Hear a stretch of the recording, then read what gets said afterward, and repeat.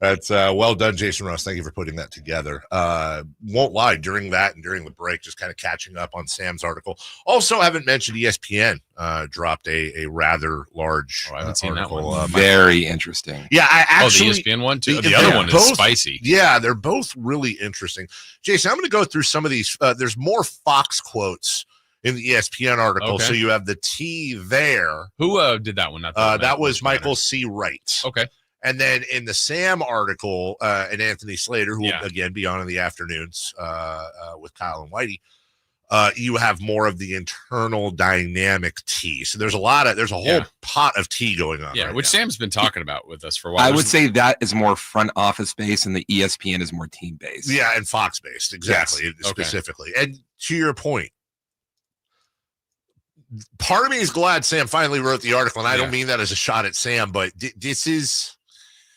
They've been on the edges. That's been the biggest frustration of this whole thing. Yeah. Like I said, this was credit to Sam and Anthony for doing the work, and I'm taking zero credit for them from them, and them going out and putting it out there because it's gonna raise some eyebrows for sure. And I would also say the Athletic is more like based on probably like 5-6, like Fox's entire career here, right? And ESPN is like since the Kings made the playoffs type of thing.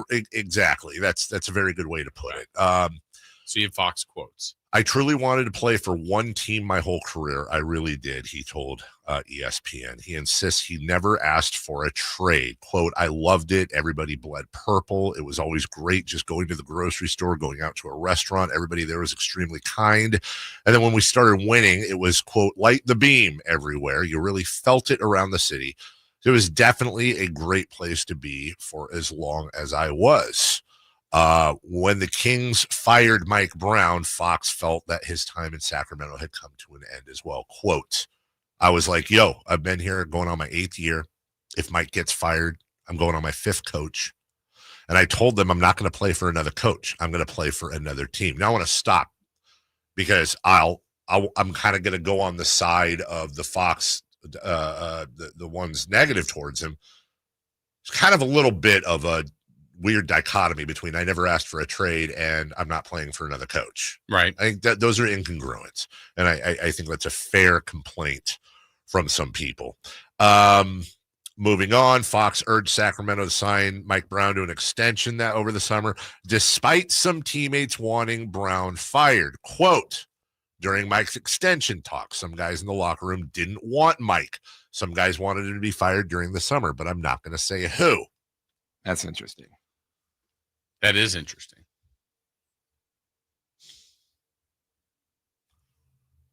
I don't know all of them.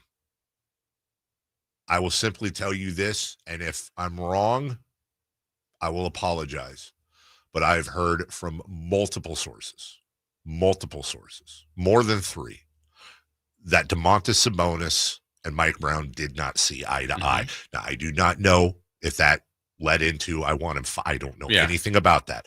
What I do know is multiple sources have said Sabonis and Mike Brown weren't clicking. So take that for what you want. And if that's partly true, right? If that's true, remember the Fox isn't following Sabonis. Like I don't think they were butting heads, but it's also like, hey, I wanted that guy still here. You didn't want that guy still here. Maybe that's where they didn't match up. They parted ways. I don't think either one's like a venomous guy. Like I hate Sabonis. I don't think so either. I just think it's like you have better relationships with some people. Right. It shows that the Kings chose Fox and got Mike Brown instead of listening to the rest of the team and letting him go. At first. Yes. Yeah. They that's absolutely right. Fox got his way or what he wanted when they re-signed Mike Brown. And there was hesitancy there, which, by the way, you kind of have to go from article to article because then Sam's article goes into detail as to what the hesitancy was. Yeah, and so that's going to be one where you go, okay, if a player didn't want Mike Brown, that's something different than like all of us that's watching this from afar. Go, why wouldn't you keep Mike Brown? Right. Coach of the year, 2 very good years. I think, what was it, Denver had the most wins over the last 2 years in the West, then Sacramento. Yes. So in the run of Kings coaches, Mike Brown's up there. And let's not do Monday morning quarterbacking. At least I won't. When all the stuff was going on with Mike Brown over the summer, I was freaking out. Like, why are you doing this? Sign Why are you the guy. dragging your feet? What are you doing? Easy. It doesn't even count against the cap. Check the box. Sign it and be done with it. Also, I thought Mike Brown should have been fired after the Detroit game and said so publicly. Things change. But Absolutely. at the time, let's not act like 98% of the fan base wanted Mike Brown rehired, extended. So on that, though, then couldn't Fox's comments be accurate? Like, I wanted to be here. Yes. I wanted to play for Mike Brown. Yes. This is where I wanted my career to end. Yes. Now, the likelihood of Mike Brown being here for 10 years is probably small, but he could have been here for 3 or 4 more. Right. And then give Fox a whole nother decision because they're likely having some success. Boom, he's gone. All right, now things are changing a little bit. Things are changing, and they're on the head of a pin, and then Fox gets into this quote, you fire the coach and you don't do an interview? So all the blame was on me. Did it weigh on me? No. I don't give an F. By the way, editor's note, it weighed on him. Yeah. But the fact that y'all are supposed to be protecting your player and you let that happen, I felt at the time the organization didn't have my back. Now let's go back and rewind. That was a huge failure. Huge failure. It was something that we screamed bloody murder at. For those of you that were saying, why is the media so obsessed with them doing a press conference? It wasn't because we wanted to ask money questions. We did want to ask money questions. Sure. But this was the thing we were worried about. You're not standing in front of the players, and you're about to bring this Fox thing to a head. Well, why did they trade? De'Aaron Fox messed up the market. This didn't have to happen, but you fell over yourself PR-wise, not protecting the players. The night after Brown was fired, several Kings players expressed their respect for the former head coach in the press, including Domantas Sabonis, including Malik Monk. Fox never spoke to the organization about Brown's firing, he said, because he had already expressed his opinion over the summer. Fox figured he'd play out his contract and sign elsewhere once the time came. Quote, the energy shifted, and what's understood doesn't need to be explained. If I finished my contract there, they knew what was going to happen next, and it was because y'all fired another coach. That's why I said in the interview after Mike was fired and we were in L.A. on the 28th of December, they know where I stand, and there's nothing more to be said. The Kings approached Rich Paul the night of January 27th. This is after a 30-7 night when they beat Brooklyn. The Kings explained to Paul, we reported this about 3 weeks ago, they would be listening to potential trade offers from teams inquiring about Fox. Paul immediately informed De'Aaron. The next day, the Kings then went to De'Aaron in his hotel room. That was Wes Wilcox. That's what De'Aaron had told us to relay what they had told Paul the night before. Quote, we're sitting there trying to have the conversation, but I know what he's about to tell me. That's Wes Wilcox, because Rich had already told me. He didn't reveal there who he spoke to, but he did reveal to us who he spoke to. So a reporter calls trying to break the story, but mind you, our GM hasn't told me yet. So it had already been told even before I was told by the team he was getting media inquiries on the subject. A source within the Kings said the combination of Fox declining a couple of extension offers, plus his public comments and private conversations between the club and player, led to Sacramento deciding they needed to move him ahead of the trade deadline. Fox relayed to the Kings that San Antonio was his preferred destination due to the Spurs' youth and athleticism, not to mention the idea of pairing with Wembanyama. He remembered Mike Brown, a former San Antonio assistant, routinely telling him that to win in the postseason, quote, you have to be able to play defense. With Wembanyama on the floor, well, there you go. Once Rich Paul informed Sacramento of Fox's desire to join the Spurs, reports surfaced of the guard telling the club he had a list of preferred teams. Quote, there was no effing list. There was one team. I wanted to go to San Antonio. So a lot of people are mad at me saying I handcuffed the team by giving them a destination. This is my career. If anybody else is my position, you're doing the same thing. It's not my job to help build your team. I'm not about to just go where they want me to go. I wanted to have a destination. That's the money quote everyone's going to talk about, by the way. Yeah. That's the quote that I'm very curious when that quote hits your guys' ears listening right now. How do you take that?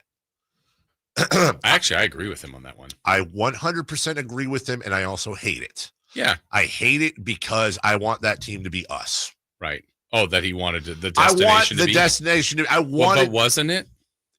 At one point it was. Which now I think if you merge his current quotes with the Athletic article, that's amazing detail, kind of what Sam's been telling us for weeks, and we've been talking about just some of the internal stuff is what De'Aaron's been trying to highlight without highlighting it, right? He didn't want to come out and say it. Yeah. Because he felt like it wasn't his place to say it. But he had absolutely no trust in the top of the organization, from the owner to the GM. And it's up to everybody listening right now to decide. And I would ask you to read both articles. Yeah, very good. And ask yourself if you have that trust, not just based on past performance, but also what's going on now and in the future. And De'Aaron took a look at that and went, I really do want to stay there. I love the fans. I love the city. I can't commit to these guys. I can't commit to them. And I hate that. I hate it. Yeah, because again, let's go back to the summer where it's like he seemingly, and multiple people source this, that he expressed his desire to have Mike Brown here, and he's watching going, what are they hemming and hawing for? Yeah, I know I got a couple teammates that don't, but this is our best option. And then they keep him, but then when he gets fired, that I think that's again back to all the other things we've talked about 100 times, but I think a lot of this is all the truth. It's just where is it gathered, what landed more, what's more critical. And then the organization, I think, obviously decided to move on. From looking at both stories and reading both stories, it feels like once they decided that they were going to fire Brown, that they're like, okay, we're going to move Fox too. Yeah, that was the decision. Yeah, it felt like we're making both decisions right now by doing this. They weren't that far apart. And they didn't want to explain it to anybody. And here's where, and this is where it's important not to have a narrative, to have an opinion. I'm very, very strong in my opinion. But I also recognize, which is why I've had a lot of sympathy for some in our fan base that are so passionately against that opinion, because they also haven't had the benefit of having all of this information to date to create a complete opinion. All of this is definitely not even close to black and white. It's just insane shades of gray. 100%. And by the way, this may actually make people hate him more. I fully acknowledge that. You never know. But I will say, Fox ain't an angel, and I'll tell you one thing I really have a problem with. The two incongruencies I have an issue with. Number one, well, did you ask for a trade or you didn't? Because you said you'd never ask for a trade, but your agent and you're going back and forth a little bit here. So clear it up. Number one. Number two, if it was so important for you to only play for Mike Brown, I respect that. You want consistency, but they had to fire Mike Brown, in my opinion, as well. He had to go. And would Fox's response be, I agree he did. But some guys had checked out on Mike. I wasn't one of those guys, but the numbers don't necessarily support that. So is it an injury, or were you just down in the dumps, guy? Well, and I think one other thing that caught my attention in that, I think it was the ESPN one, because you were reading the quotes from there, that Fox said, there were some teammates that didn't want Mike Brown. Yes. So if that's known, which I got to believe that's known internally, because my pushback to you, Dave, would be I was less about, I don't know that you should fire Mike Brown for the 5-game losing streak. That seems very reactionary. Sure. But the Fox quotes, that's more to it. Like if the organization knew in the summer, hey, not everybody's on the same page as Mike Brown, I think as a fan base, it would have been a big hit to not bring him back. Because that's a tough one to explain. One of your most successful coaches, you're getting rid of Mike Brown. And you've just signed off on De'Aaron Fox. Yeah. But when you lose 5 and like the timing, I get it why they did it, but it felt like it was just about the losing streak to me. Seems like there's a little bit more to that based on how others felt about it. And by the way, as somebody just pointed out on the chat line, I know it's not important in the big scheme, but it was Fox that fouled Jaden Ivey at the end of that. It was a hideous foul. It all ties together. It was a big mistake, like a huge mistake by him. Can I say the one thing that always kind of bothers me with Fox is he says one thing, but it's just like your actions aren't matching what you're saying. So at the end of the Athletic article, when he's asked after a Spurs game, like, hey, how do you feel about the fans' reaction to you coming back. And he goes, does that matter to me? I mean, for the people who still love me, obviously, I really appreciate that. Obviously, I was there for so long. But for the people who don't, we're never worried about bitter people. Mm-hmm. But it's like, dude, like when you left, you're on Twitter trying to. Yeah, like, you're and texting you and others. Yeah, like that's fine. Just own it. Yeah, just like, dude, that kind of hurts my feelings. That's fair. That's fair. I would be. The bad thing is, I'm saying this about Fox. Yeah. And then when Tyrese Halliburton was kind of doing the same thing, he's like, geez, dude, come on, get up. Yeah, leave it alone. You got traded, bro. Let it go. There's just this crazy dichotomy of different things. Yeah. We don't have. I mean, we have a few minutes here. I want to now pour a little bit into the Sam Amick article. Yeah. With Anthony Slade. Juicy. I'm just gonna go. There's a lot less quotes going on here. But there's a lot more background. The temporary bump up in the standings, that's Doug Christie going 11-4 post Mike Brown, hadn't masked Fox's unflattering view of the organization's culture under Vivek Ranadive. And Doug Christie's elevation above Mike Brown, Fox's preferred coach, was merely the latest and loudest. Doug Christie went to Rich Paul, who he has a relationship with. Paul informed Christie the path ahead remained unchanged. If anything, Fox was only firmer in the belief that his prime seasons were better spent elsewhere. This wasn't a trade. Okay, here's some clarity. This wasn't a trade request, but a transparent assessment of the state of the franchise and a confirmation that the time had come for both sides to plot an exit. And that's where I think the nuance is. Did they specifically say, trade me now? No. Did they say, we're not re-upping? It's not going to happen. And the longer we're here, the lower the value is going to go, but make your own decision. Hell, Fox even came on and said to us when he was texting us, I actually thought they were going to wait till the summer. Mm-hmm. So there was never a trade request per se by the letter of the law. I think this is where you can kind of fit it in. We never said trade me. We just said we're not re-upping. And we're not playing for another coach. And we're not playing for, so do what you got to do. Yeah, even though we did literally play for Doug Christie, yes. But, long term anyway. Go ahead. And just thinking about it and looking at what everyone's saying in that, it kind of feels like Fox was at the point like, yeah, we're doing good now, but how are you guys going to screw this up? How are we eventually going to come back to the meeting? Yeah. Because that conversation with Christie and Rich Paul set in motion, according to league sources, the official end of Fox's tenure. Christie ran that messaging up the ladder. Later in the day, Monty McNair and Wes Wilcox, this is what we just went over, called Rich Paul to inform him. They then talked to De'Aaron Fox,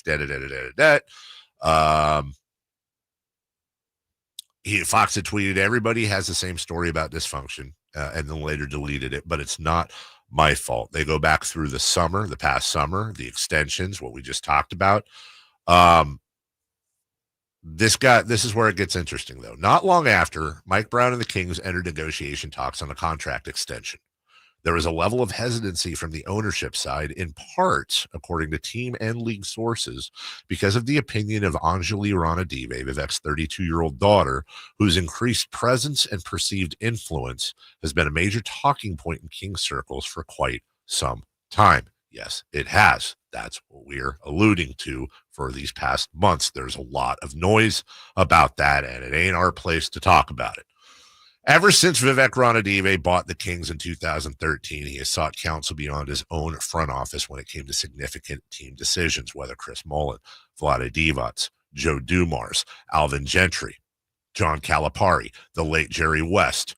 Ranadive's son, Anil, was heavily involved in the operation early on. Martina Kolakatronis has maintained significant influence, again, according to the article. Ditto for President of Business Operations, John Reinhardt. Again, I'm reading from the Sam Amick article.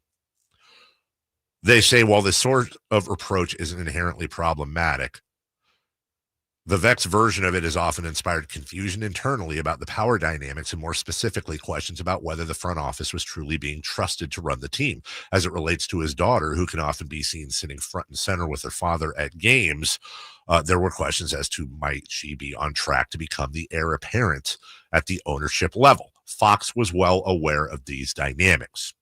And when the time came for a final decision to be made on Brown, league sources said the truth that bothered Fox most was that his voice had not been heard. We'll take a break. We'll come back. We'll put a cap on the rest of this article where the probably the most juicy stuff is talked about. As we told you, it's going to be a media day for this return today, and a lot of stuff is dropping. We'll get to it next. The only place you'll find Malik Monk is Sactown Sports. Oh my, what an athletic move that time by Malik Monk. Hey Sacramento, it's Malik Monk, and you're listening to the home of the Sacramento Kings, Sactown Sports. Your local sports leader.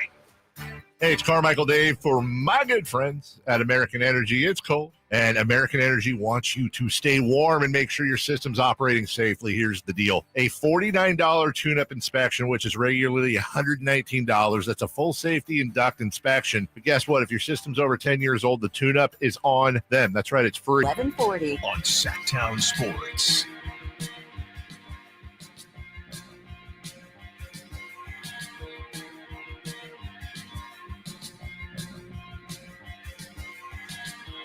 Welcome back.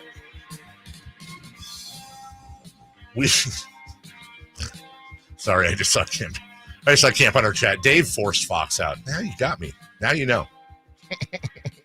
We got a lot of votes, and you're asked with the votes of if you're going to the game tonight, would you boo De'Aaron Fox? Yeah. And you said that might change because the article's coming out. Yeah. So at the start, we had about 180 votes, and it was 60% cheering. That's what I saw. 40%. 60-40. Yeah. We've got 221 votes in now, and it is 62% cheering, 38% booing. So it went up 2%. Yeah. Would you boo Dave, though? Yeah, 198% for sure. Sorry about that, guys.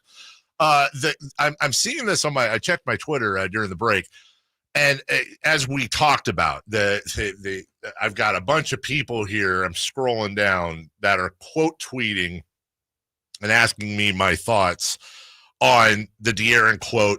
There was no blanking list. I wanted to go to San Antonio. A lot of people were mad or are mad, saying I handcuffed the team. Well, this is my career. It's not my job to help build your team. I'm not going to about to just go where they want me to go. Well, here's my thoughts. It really comes down to whether or not you're okay with a player deciding where their destination is going to be. I am. You have a problem with that? No. I am okay with it. Oh, yeah. No, okay, yeah. I am okay with it. Absolutely. I don't. Which they don't always get that. I don't like it. Right. Listen, this is where the nuance is, dude.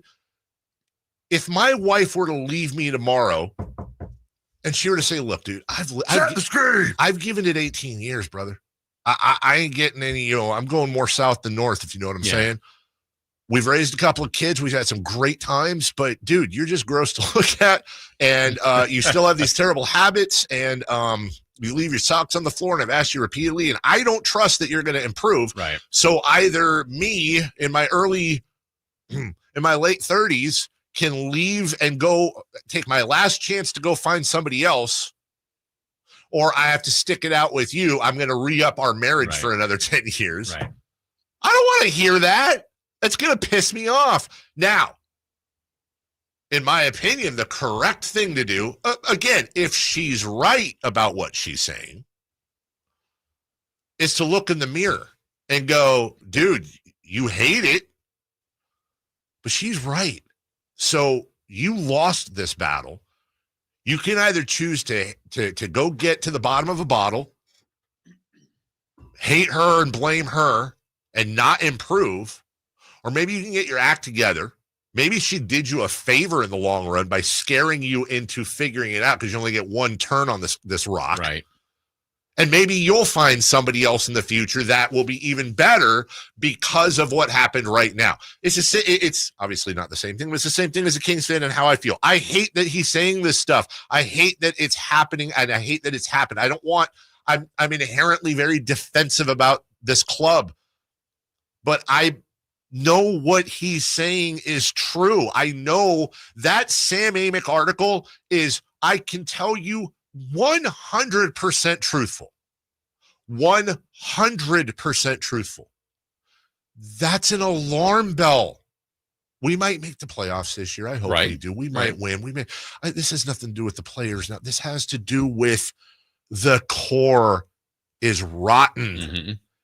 And we can either pom-pom and cheer our way through this, or we can do our damn jobs and say, guys, we're just going to be in this perpetual act of losing or 500, slightly above 500 play-in first round out basketball until disinfectant is shown. Yeah. And I think De'Aaron, again, between all the article or all the quotes and even the track record, was dropping the breadcrumbs. Like there was a extension, a pretty hardy extension to be signed. He said no.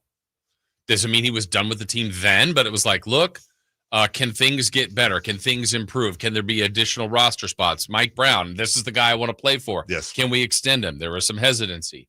Then ultimately, obviously, they fire him. And the one thing players normally don't have any control of is where they go. And so when you're drafted, you go to the team that drafts you, unless you get to free agency. And De'Aaron wasn't in that spot yet. That's right. And he's still in kind of this prime of his career. And ultimately, we got to hear, like it or not. I'm so glad this all happened this morning. This was not on our sheet. I'm not at all. So glad it dropped. It's such a damn relief because I feel like I can finally say what I've wanted to say for the last 2 damn months. I don't care about De'Aaron Fox. This isn't about him. I don't care. I mean, I wish him well. It's not about him. And relitigating playoff and this and that, that's not what it's been about. And we've kind of been handcuffed on this thing for 2 months. It's not about De'Aaron. It's about what led to this and what's going on. And this, and I sincerely hope, I know everybody's kind of, you get entrenched. You plant your feet. I'm not asking, this isn't about booing or I don't care. I really hope some people will read these articles and take a step back and now try to relitigate everything in your head.